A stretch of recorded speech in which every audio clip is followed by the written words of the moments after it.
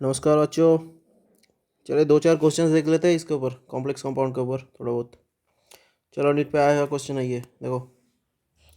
2020 which one of the following is the correct order of increasing field strength of ligands to form coordination complex। Okay कोई बात नहीं। देखो ये आपका सीधा का सीधा सवाल आ गया आपका, तो पूरा के पूरा जो फैक्ट बेस स्पेक्ट्रोकेमिकल सीरीज होता है स्पेक्ट्रोकेमिकल सीरीज के ऊपर, ये आपका स्पेक्ट्रोकेमिकल सीरीज वाला जो लिखाया था मैंने क्लास पे, देखो डायरेक्ट आंसर आ जाएगा आपका। मैंने बोला था ये सब कि पहले बेटा ऐसे याद रखो कि एक्स डोनर मतलब हैलोजन हैलोजन या तो फिर सल्फर डोनर, हैलोजन और सल्फर डोनर, ये हो जाएगा आपका वीक फील्ड लिगेंड। और फिर उसके बाद आ जाएगा वीक फील्ड लिगेंड हो जाएगा ये। उसके बाद आ जाएगा ऑक्सीजन डोनर लिगेंड। उसके बाद आ जाएगा बताओ नाइट्रोजन डोनर। और उसके बाद क्या आ जाएगा बताओ, उसके बाद आ जाएगा फॉस्फोरस डोनर। और उसके बाद आ जाएगा सबसे स्ट्रॉन्ग वाला कौन सा, कार्बन डोनर। हो गया। तो ये हो जाएगा आपका पूरा का पूरा स्पेक्ट्रोकेमिकल सीरीज का ऑर्डर। ऐसे आप याद रख सकते हो। तो फिर ऑर्डर भी हमने लिखाया था। तो फिर पहले तो ये देख लो भाई कि कार्बन डोनर पहले है, सही बात। कार्बन डोनर पहले है, सही बात। फ्लोराइड मतलब हैलोजन डोनर ऑप्शन 1 में, ये तो नहीं होगा, बिल्कुल पक्का नहीं। तो फिर ये भी कार्बन डोनर है, लेकिन सबसे ज़्यादा साइनाइड होता है, ये तो पता ही होगा आपको। देखते हैं तो फिर कौन सा होता है डायरेक्ट। आपको अगर स्पेक्ट्रोकेमिकल सीरीज याद है तो फिर देख देते हैं और क्या। उसके बाद आयोडीन आता है सबसे, उसके बाद ब्रोमीन मतलब ब्रोमाइड Br-। उसके बाद आ जाता है आपका थायोसाइनाइड HCN-। इसके बाद आ जाएगा आपका क्लोराइड वाला, उसके बाद सल्फाइड वाला, उसके बाद N3- वाला, और फिर आ जाएगा क्या F- वाला। उसके बाद आ जाएगा क्या OH- वाला। और फिर बताओ C2O4 2- ऑक्सालेट वाला। और उसके बाद वाटर, देखो सब। उसके बाद NCS मतलब इसका आइसोमर थायसाइनाइड, ये नाइट्रोजन डोनर है। उसके बाद क्या EDT आ जाएगा। और फिर आ जाएगा आपका NH3। ये फैक्ट बेस्ड सवाल है, बस कोई कंसेप्ट इसमें नहीं है। उसके बाद NO2- बताओ। और फिर PR3 फॉस्फोरस डोनर, फिर साइनाइड CN-। और इसके बाद CO। ये आपका हो गया पूरा का पूरा स्पेक्ट्रोकेमिकल सीरीज। अब देखो भाई ये पे कितने सारे दिया है। ये आपको गिवन है कि फ्लोराइड किधर है भाई, ये वाला गिवन है, HCN- वाला गिवन है। और क्या गिवन है, साइनाइड CN- वाला गिवन है, और ये वाला गिवन है। बस आंसर आ गया आपके सामने, और क्या। तो फिर आंसर आपका हो गया CN- सबसे तगड़ा। उससे बाद हो जाएगा उसके बाद CN-, उसके बाद ऑक्सालेट वाला, उसके बाद फ्लोराइड वाला, उसके बाद थायसाइनाइड वाला। ये आपका आंसर हो जाएगा 2। ये सीधे के सीधे आंसर है बस। मतलब ये वाला ये सब आपका हो जाएगा क्या स्ट्रॉन्ग फील्ड लिगेंड, ये तो पता ही होगा आपको। और ये वाला आपका क्या हो जाएगा वीक फील्ड लिगेंड वाला। अब देखो भाई ये जो स्ट्रॉन्ग फील्ड लिगेंड और वीक फील्ड लिगेंड का क्लासिफिकेशन हम लोग करते हैं वो किसके बेसिस पर करते हैं बोलो। अगर आपका सेंट्रल मेटल आयन आपका 3D सीरीज का हो, तो फिर आपको वीक फील्ड लिगेंड या फिर स्ट्रॉन्ग फील्ड लिगेंड का क्लासीफाई आपका वैलिड है इसके ऊपर। ये अगर आपका 4D या फिर 5D हो जाए तो फिर वैलेंस बॉन्ड थ्योरी वाला जो ये कॉन्सेप्ट वीक फील्ड लिगेंड और स्ट्रॉन्ग फील्ड लिगेंड इसके ऊपर वैलिड नहीं है। सब लिगेंड ऑल लिगेंड्स आर, लिख देता हूँ चलो, all ligands are strong field ligand for 3D और 5D सीरीज एलिमेंट्स। तो ये आपका सीधा का सीधा आंसर आ गया।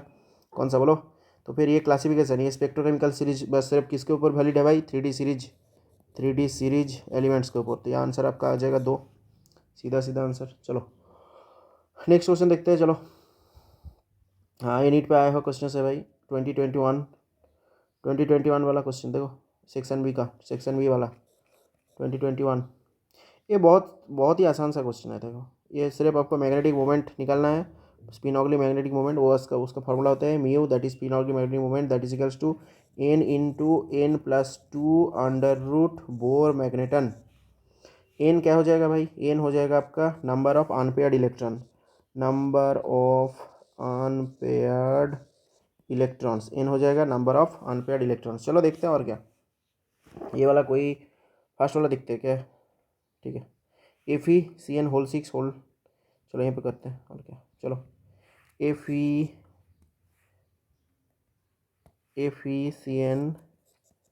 FeCN होल एफिसियन होल 6 3 माइनस, ये वाला दिया है फर्स्ट। तो देखो सब, यहाँ पे आयरन का ऑक्सीडेशन स्टेट पहले निकाल लो, मैं बस एक करके दिखाता हूँ, बाकी के बाकी सब आप खुद खुद कर लोगे, ठीक है।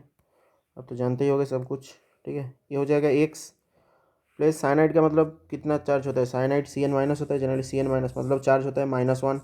अब कितने साइनाइड है, 6, तो एक्स प्लस 6 इंटू -1, पूरा के पूरा कम्प्लेक्स डब्बा के ऊपर कितना चार्ज है, -3, दैट इज इक्वल्स टू -3 हो गया। तो फिर एक्स कितना आ जाएगा भाई, +3। तो मतलब आयरन का ऑक्सीडेशन स्टेट यहाँ पे कितना है भाई, +3। चलो, आयरन इन +3 स्टेट। देखो साहब, जनरली आप आयरन 26 इलेक्ट्रॉन्स रहता है इसमें, तो हम लोग क्या लिखते हैं, 3d6 4s2, यही तो होता है कॉन्फ़िगरेशन। अब आयरन जब 3+ हो गया, मतलब ए एस वाला 2 इलेक्ट्रॉन बाहर चला गया और ए डी से 1 इलेक्ट्रॉन बाहर चला गया, मतलब अब हो गया 3d5 वाला कॉन्फ़िगरेशन। 3d5 वाला कॉन्फ़िगरेशन हो जाएगा। हाँ सर, 3d5 वाला कॉन्फ़िगरेशन हो जाएगा, बोलो हाँ ना बोलो भाई।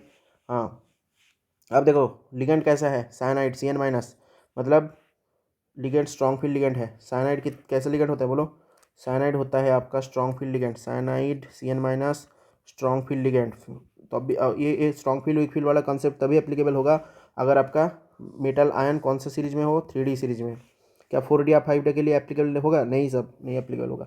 देखो तो 3D5, 3D में 5 इलेक्ट्रॉन रहेगा, ठीक है, 1 2 3 4 5। देखो आप जे आप आपका लिगेंड कैसा आएगा, स्ट्रॉन्ग फील्ड लिगेंड, तो फिर आपका पेयरिंग हो जाएगा इलेक्ट्रॉन का। तो फिर चलो इसको पेयर करते हैं और क्या,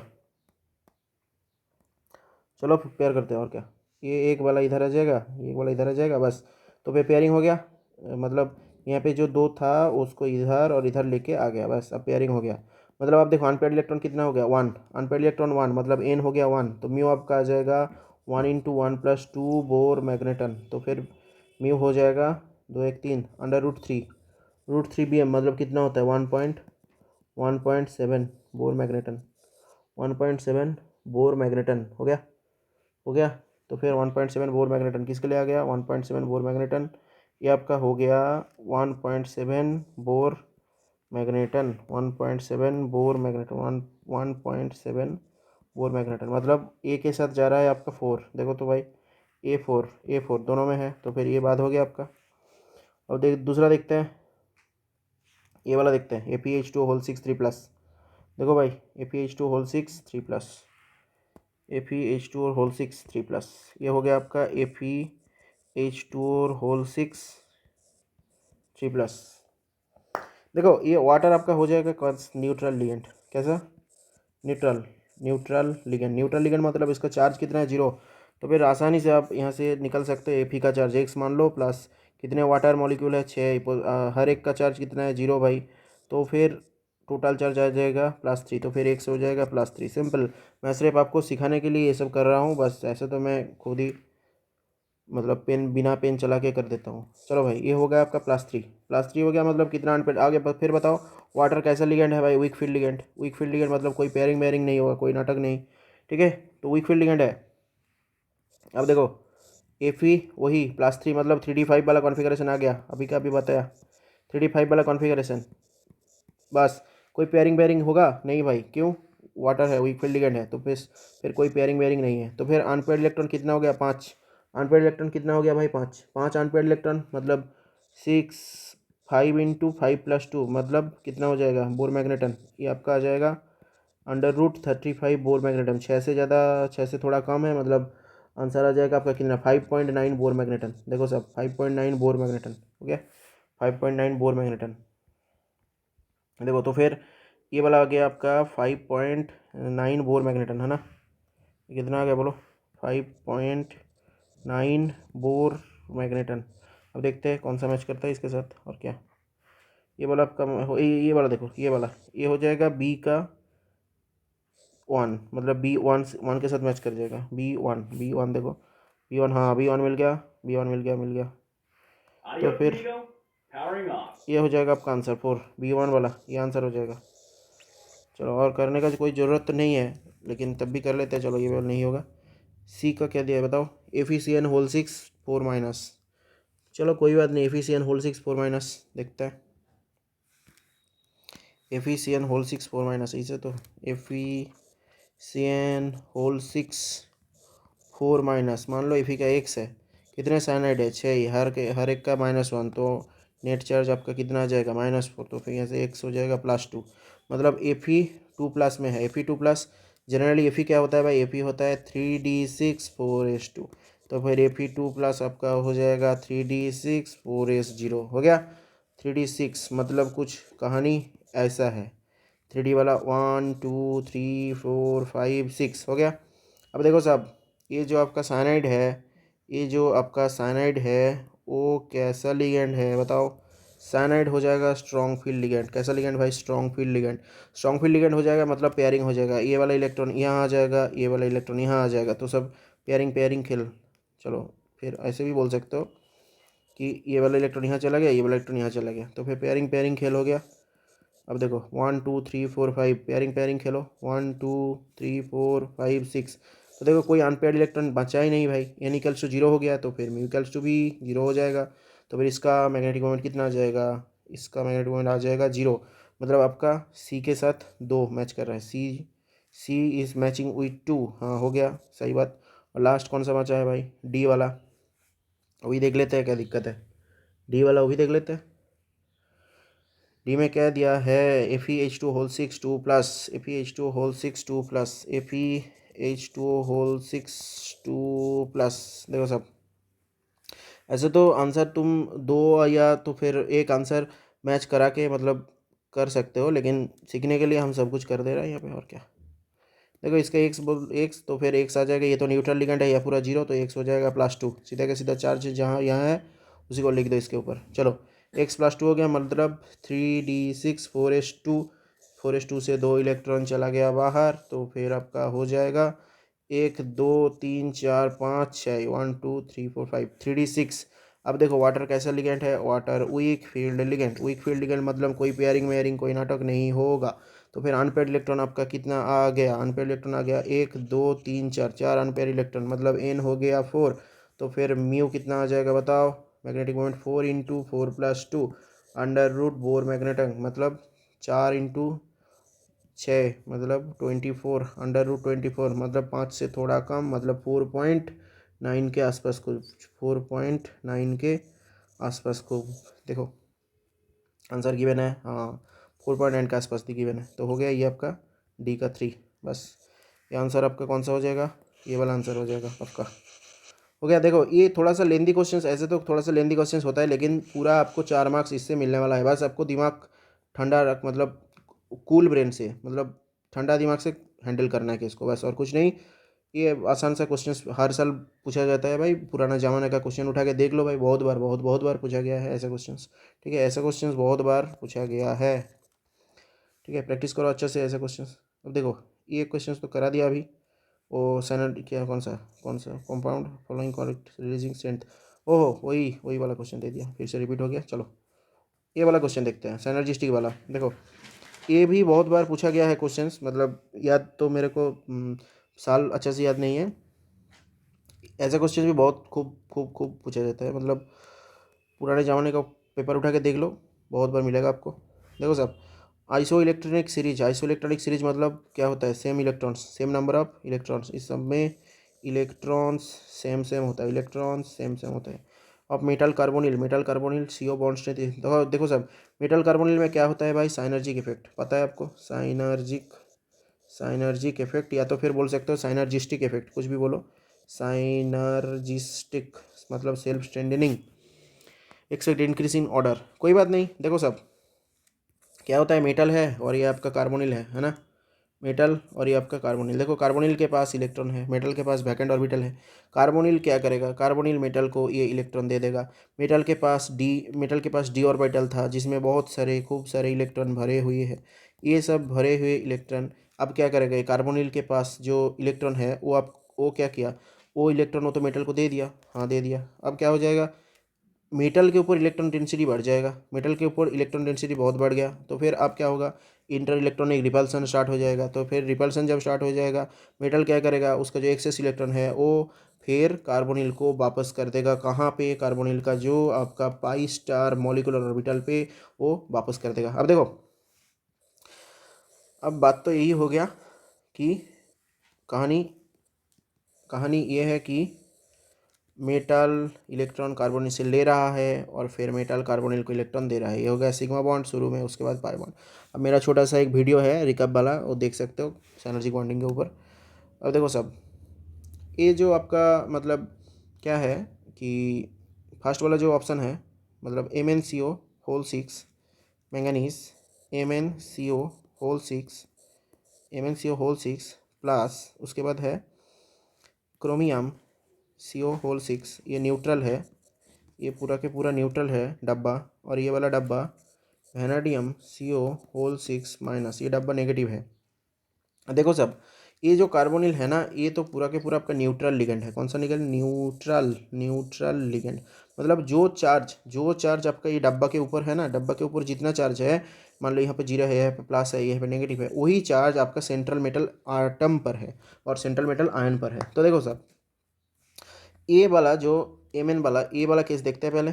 देखो Mn के ऊपर प्लस चार्ज है, कितना चार्ज? Plus charge. और CO इसको पहले इलेक्ट्रॉन दे दिया, कोई बात नहीं। लेकिन CO इसको इलेक्ट्रॉन देने के बाद Mn के ऊपर इलेक्ट्रॉन डेंसिटी उतना ज़्यादा नहीं होगा। क्यों नहीं होगा? क्योंकि ऑलरेडी उसके ऊपर प्लस चार्ज है। तो फिर ये इसको इलेक्ट्रॉन दे रहा है, सही है भाई, दे दो, कोई दिक्कत नहीं। लेकिन Mn के ऊपर इलेक्ट्रॉन डेंसिटी बढ़ेगा, बिल्कुल बढ़ेगा, लेकिन थोड़ा सा बढ़ेगा, ठीक है, क्योंकि इसके ऊपर प्लस चार्ज है।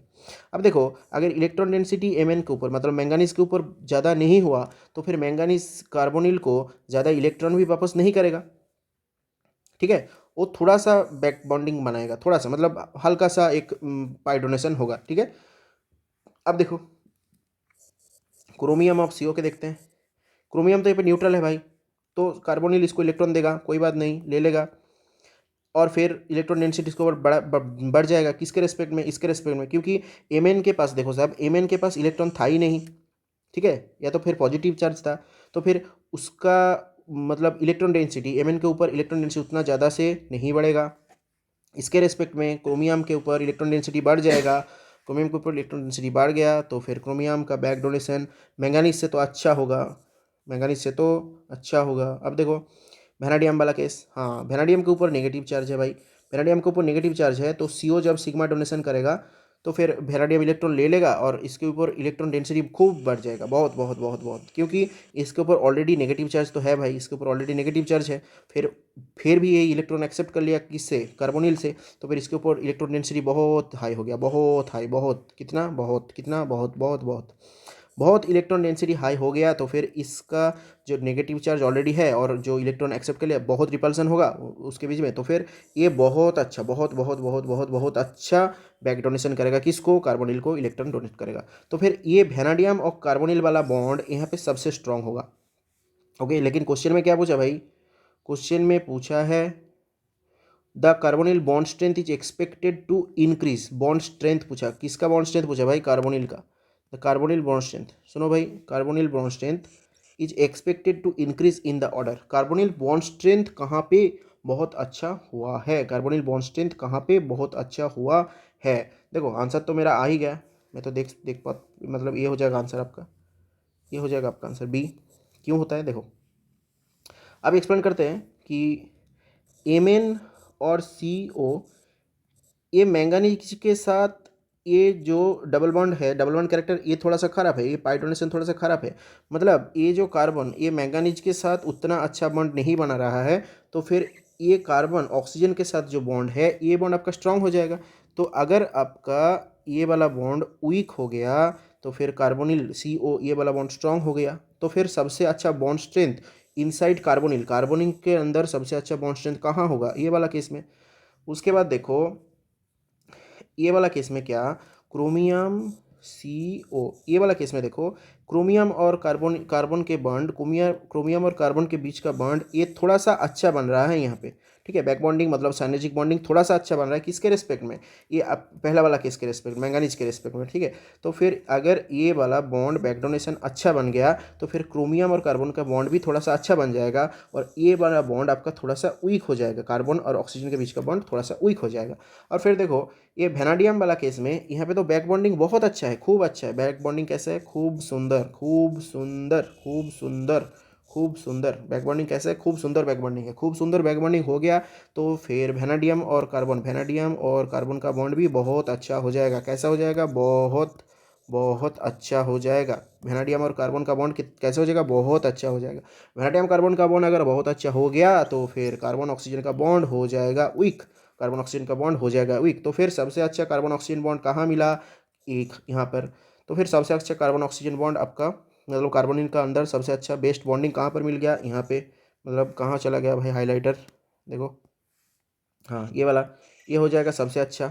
CO bond strength is expected to increase, bond strength बोला है, bond strength is expected to increase in the order.